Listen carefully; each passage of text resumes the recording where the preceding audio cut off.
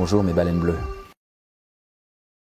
Chris, pourquoi tu parles plus? Eh bien c'est pour laisser le temps aux gens d'écrire en commentaire que la baleine n'est pas un poisson. Ah oui, d'accord. Mais le prenez pas mal, je vous taquine. D'autant plus que, vous avez raison, la baleine est un mammifère. Et oui, puisque si on remonte l'arbre généalogique d'une baleine bleue actuelle et qu'on retrouve un de ses ancêtres il y a 47 millions d'années, eh bien on va tomber sur un petit mammifère terrien. Oui, avec 4 pattes, un petit bestiau d'à peine plus d'1 mètre. Incroyable! Eh oui, parce qu'en quelques millions d'années, eh bien la descendance du bestiau s'est complètement adaptée à la vie aquatique. Mais surtout, qui aurait pu deviner qu'une partie de cette descendance deviendrait le plus grand animal qui a jamais existé sur la Terre? J'ai nommé la baleine bleue. T'es sûr que tu parles baleine? Doris.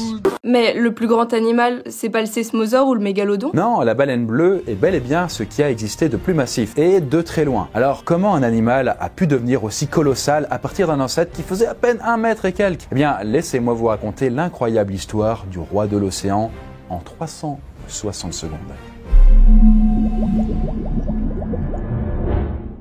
Bon, est-ce que vous vous rendez compte de l'énormité des baleines? Peu de gens savent que même parmi tous les énormes dinosaures qui ont existé, eh bien aucun n'atteignait la taille d'une baleine bleue. Donc du coup, vous avez de la chance d'être contemporain de cette espèce gargantuesque. D'ailleurs, est-ce que vous savez combien pèse la plus grosse baleine bleue qui a été observée? Sachant que je vous le dis, un éléphant d'Afrique, le plus gros animal terrestre, c'est 8 tonnes. Voilà, à peu près le poids de 6 bagnoles. Eh ben, la baleine, je dirais 25 tonnes. Non, 25 tonnes, c'est dans l'ordre des grandeurs d'un semi-remorque chargé. Mais la baleine, c'est un peu plus. Ben, je sais pas, allez, 55 tonnes. Alors non, ça en revanche, c'est la masse d'un mégalodon. Voilà, vous savez, le célèbre requin préhistorique qui était énorme, mais pas en comparaison avec notre baleine qui pèse, roulement de tambour, 210 tonnes. Wow! Elle est donc 26 fois plus lourde qu'un éléphant d'Afrique. Et si on prend par exemple une voiture lambda, ça pèse entre 1 tonne et 1 tonne 5. Du coup, je vous laisse faire le calcul. Combien ça fait de bagnole en tout?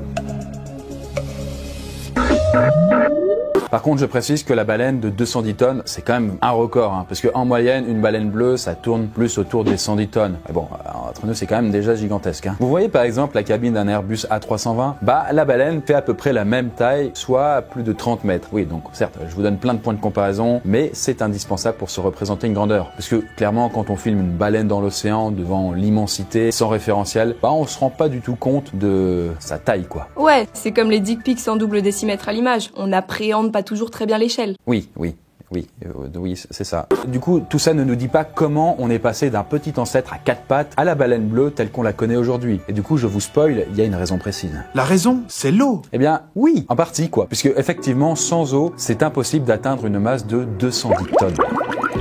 L'animal terrestre le plus lourd qu'on ait jamais découvert, c'est l'Argentinosaurus, un beau bébé de 88 tonnes. Alors peut-être que des animaux futurs iront au-delà de ce poids, mais c'est peu vraisemblable. Et ce pour une raison très simple. Quand on est sur Terre, il faut porter son poids avec ses pattes. Et c'est un petit peu ça qui fixe la limite pondérale des animaux.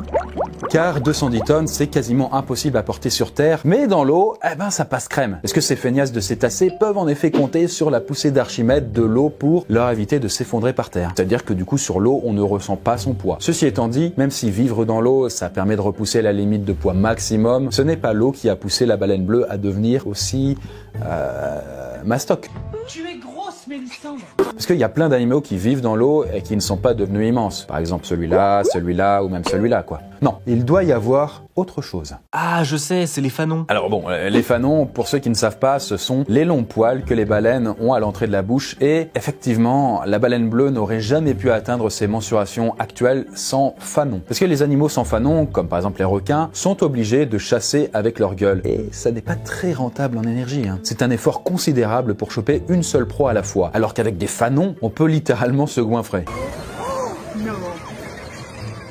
Et ça s'utilise comment, le fanon? Eh bien, la baleine va plonger à une 150aine de mètres, là où il y a plein de petits crustacés. Elle va simplement ouvrir la bouche, sa grande gueule, on peut le dire, pour y faire entrer l'équivalent de son poids en eau, en emprisonnant au passage d'ailleurs une foule de crustacés. Et à ce moment précis, la baleine pèse donc 400 tonnes. Mais ça ne dure pas longtemps puisqu'elle va vite recracher toute cette flotte à travers ses fanons qui feront donc office de filtre, voire même de filet de pêche si vous voulez. Et ce qui fait donc que l'eau sort de sa bouche, mais les crustacés, eux, il reste. Et pour vous dire, en fait, la baleine doit dépenser beaucoup d'énergie pour réaliser cette petite plongée. À peu près 2000 calories, pour être exact. Et 2000 calories, c'est à peu près ce qu'un être humain a besoin de consommer par jour pour rester en forme, quoi. Mais ça vaut le coup, parce qu'un repas de baleine, ça rapporte dans la bagatelle des 2 millions de calories. Donc à peu près l'équivalent de 6600 cheeseburgers.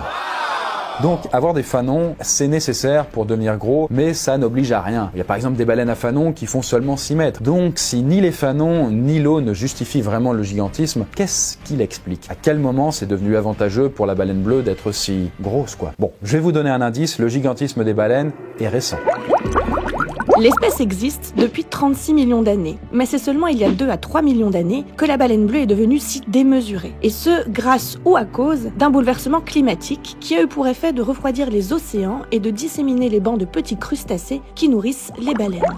On ne trouvait donc plus de nourriture à tous les coins de rue. Mais ça n'a aucun sens. Quand la nourriture se raréfie, les individus sont plutôt censés devenir petits. Car quand on est plus petit, on est plus économe en énergie et on meurt moins. C'est vrai.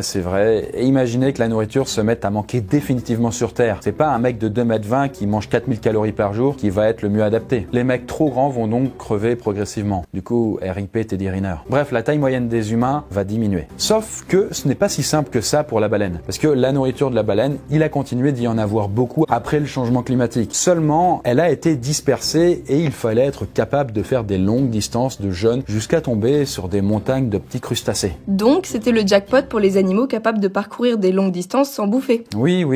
Et ce sont justement les gros animaux qui peuvent stocker le plus de graisse pour jeûner longtemps. La baleine bleue peut ainsi jeûner, tenez-vous bien, 8 mois. Jusqu'à donc trouver des eaux où la nourriture abonde. Et ensuite, elle peut, avec sa grande gueule, se faire un repas avec des millions de calories pour parcourir à nouveau une longue distance sans bouffer, etc. Voilà donc ce qui a réellement fait que son poids est devenu un avantage assez récemment. Il y a des dizaines de millions d'années, toutes les baleines vivaient plutôt au jour le jour, en ne prélevant que le nécessaire, alors que désormais, la baleine bleue pratique une pêche très intensive. Finalement, avec une telle stratégie de survie, basée sur l'accumulation, ne peut-on pas dire que la baleine bleue est devenue le premier poisson capitaliste? Pourquoi tu laisses un silence? Eh bien peut-être pour que les gens aient le temps d'écrire que la baleine bleue n'est toujours pas un poisson. En tout cas, j'espère que la nourriture va pas venir à trop manquer pour les baleines, car elles vont être les premières à disparaître quand il va falloir se serrer la ceinture. Ouais, et puis il y a aussi les Japonais qui l'auront mis cher aux baleines. C'est vrai, et c'est dommage. On n'a pas eu le temps de vous dire à quel point les baleines sont fascinantes. Elles luttent contre le réchauffement climatique, elles éteignent la moitié de leur cerveau pour dormir, elles n'ont jamais de cancer. Bref, une espèce hors norme dont on aura peut-être l'occasion de reparler. En attendant, portez-vous bien, bisous.